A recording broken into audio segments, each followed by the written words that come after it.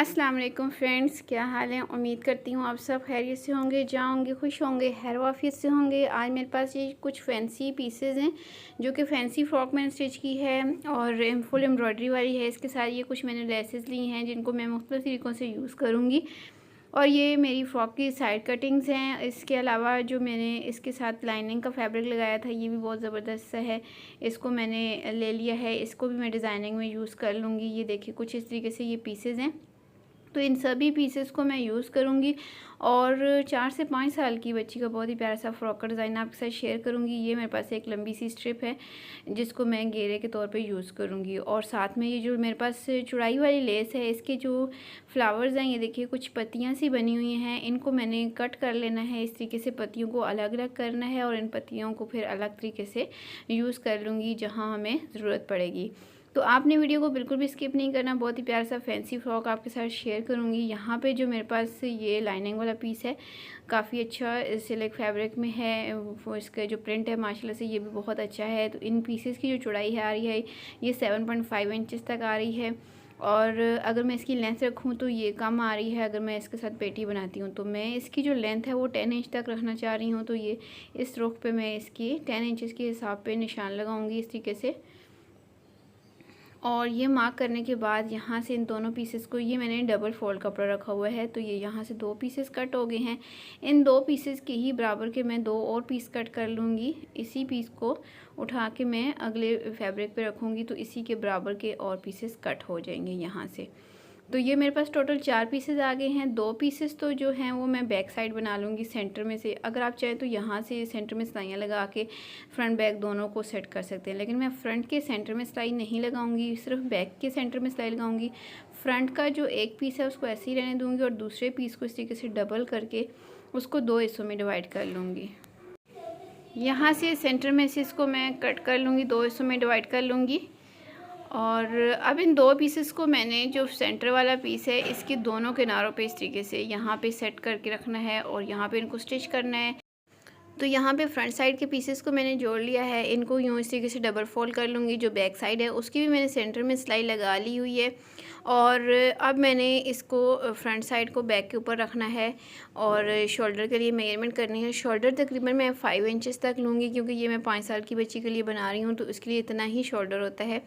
तो अभी क्योंकि सर्दियों का सीज़न आ रहा है तो आर्म होल जो है इसका मैं हाफ़ इंच तक थोड़ा ज़्यादा ही रखूँगी क्योंकि अक्सर हम हाई नेक वगैरह भी पहना देते हैं नीचे, क्योंकि सर्दियाँ जब ज़्यादा होती हैं तो हाई नेक वगैरह पहनानी पड़ती है। और इसकी जो नेक है 2 इंचज़ तक मैं इसकी चौड़ाई रखूँगी और लंबाई जो है वह 3 इंचज़ तक रखूँगी। ये मेरा फ्रंट साइड का नेक है और बैक साइड का जो नेक है वो मैं 1.5 इंच तक रखूँगी, यानी 1.5 इंचज़ बैक साइड के नेक को मैंने डीप किया है। और अब यहाँ से मैं इसकी कटिंग कर लूँगी।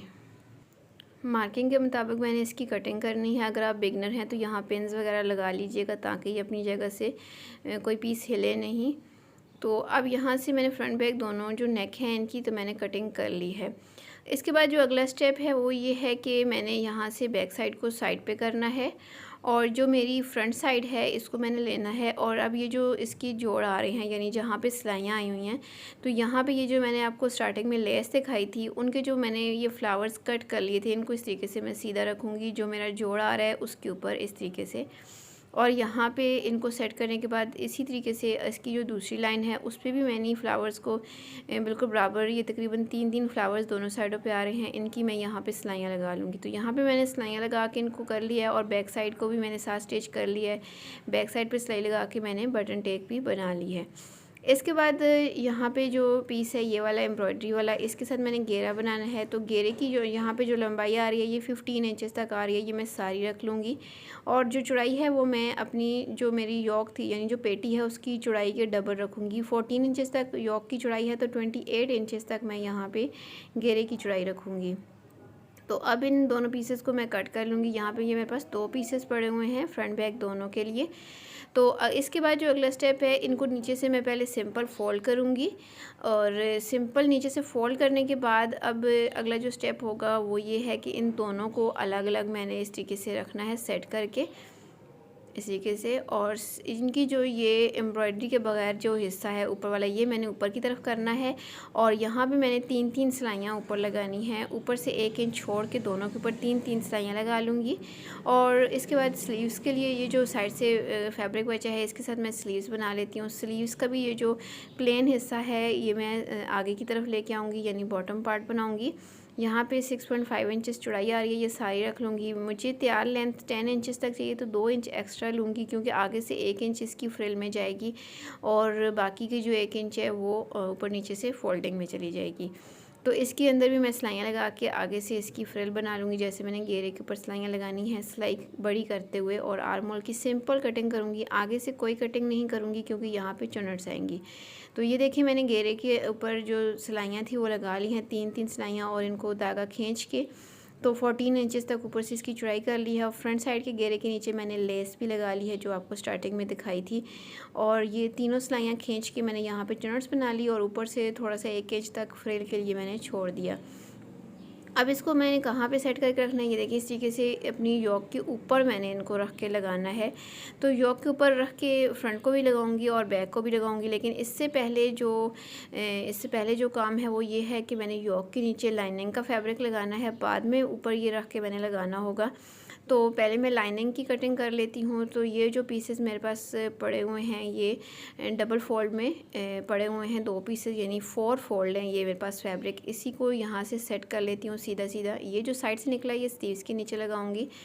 और अब इन चारों पीसेस को आपस में से अलग कर लेती हूँ इस तरीके से। और इनको मैंने किस तरीके से सिलाई करना है ये मैं आपको बता देती हूँ। इनको इस तरीके से सेट करना है। सेट करके यहाँ से ये देखिए थोड़ा सा रेगुलर शेप में है, इसको थोड़ा रेगुलर शेप में कर लेती हूँ।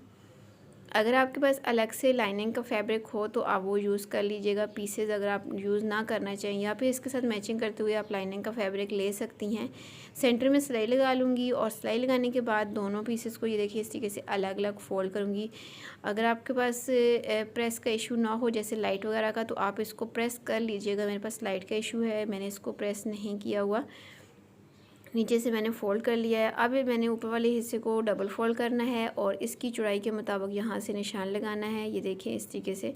और इसको नीचे ए लाइन शेप में इस तरीके से कट कर लेना है। यहाँ पे ये मेरी जो लाइनिंग है इसकी चौड़ाई थोड़ी कम ही आ रही है। अगर आपके पास ज़्यादा हो तो आप ज़्यादा भी रख लीजिएगा। मेरे पास जितने पीसेस थे तो मैंने ये इतनी ही रख ली है, तो इससे कम नहीं होनी चाहिए। ज़्यादा हो घेरे के बराबर तो वो ज़्यादा बेहतर है। अब इनको मैंने यहाँ पे ऊपर वाली योक के साथ यहाँ पे रख के स्टिच करना है इस तरीके से। और यहाँ पे इनको मैंने ऊपर की तरफ रखना है और उल्टा करके, और यहाँ पे पहले सिलाई लगाऊंगी बैक साइड की, और इसी तरीके से फ्रंट साइड को भी उल्टा करके रखूँगी और यहाँ पे सिलाई लगा लूँगी। तो सिलाइयाँ मैंने यहाँ पे लगा ली हैं। अगला जो स्टेप है वो ये है कि मैंने यहाँ पे इसके ऊपर अपनी फ्रॉक का हिस्सा ऊपर वाला रखना है। ये जो फ्रिल मैंने ऊपर की तरफ निकाली हुई है उसको ऊपर की तरफ निकालना है, और नीचे से तमाम फैब्रिक ऊपर की तरफ लाजमी करना है ताकि सिलाई में दब जाए। और ये जो फ्रिल है ऊपर बढ़ा के मैंने रखनी है योक के ऊपर, और इस तरीके से ऊपर सिलाई लगानी है मैंने। और बैक को भी इसी तरीके से करना है, नीचे से तमाम जो फैब्रिक है उसको ऊपर की तरफ कर लेना है ताकि सिलाई के अंदर ये कवर हो जाए। और यहाँ से इसको भी मैंने ये देखें इस तरीके से रखना है ऊपर बढ़ा के, और ऊपर की तरफ सिलाइयाँ ये मैंने दोनों की फ्रंट बैक दोनों की सिलाइयाँ लगा ली हैं। सिलाइयाँ लगाने के बाद अब इसकी स्लीव्स की बारी है। तो स्लीव्स को भी मैंने आगे से सिलाई लगा के धागा खींच के तो फ्रिल वाली चुनट बना लिया, यानी आगे 1 इंच तक इसकी फ्रिल भी आ रही है और चुनट्स भी बन गई हैं। ये देखें दोनों स्लीव्स को मैंने इसी तरीके से तैयार किया है। और अब इसके नीचे लाइनिंग लगानी है। तो जो मैंने नीचे वाली पीसेस के लिए लाइनिंग कट की थी, साइड से जो पीसेस 4 बचे हैं इन्हीं के साथ मैं स्लीव्स की लाइनिंग कर लूँगी। जितना ये पीसेस हैं मेरे पास इन्हीं पीसेस को यूज़ कर लेती हूँ यहाँ पे।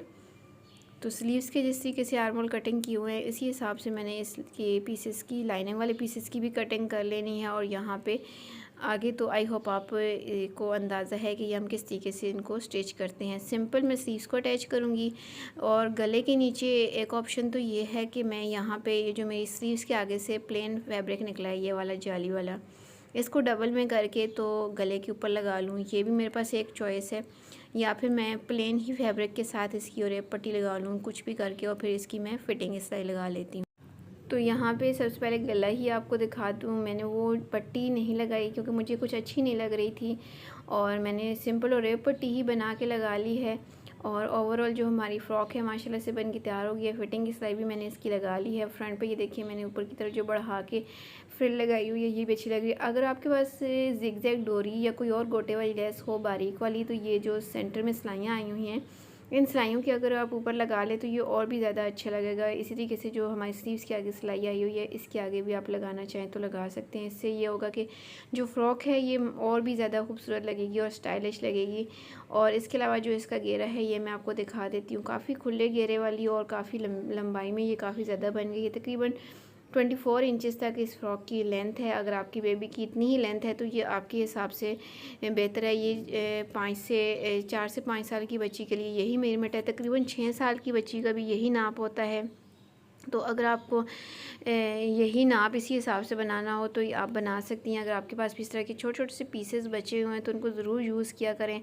कोई लेस का पीस बचा हुआ हो, कोई फ्लावर वगैरह, तो उसको ज़रूर इस्तेमाल में लाएं और अपनी बेबी के लिए बहुत ही प्यारा सा फैंसी फ़्रॉक बना लें। तो यहाँ पे ये फ़्रॉक जो मैंने बनाया है, ये आप पार्टीज़ वगैरह पे भी पहना सकती हैं बेबीज़ को। इसके नीचे आप गोल्डन कलर का पजामा वेयर करवा सकती हैं सिंपल, या फिर इसके नीचे मैचिंग का आप फैब्रिक ला के इसके नीचे ट्राउज़र बना सकती हैं। अपना बहुत सारा रखिएगा, मुझे दुआ में याद रखिएगा। मिलती हूँ किसी नई वीडियो में किसी नए डिज़ाइन के साथ। तब तक मुझे इजाज़त दें, दुआ में याद रखिएगा। अल्लाह हाफिज़।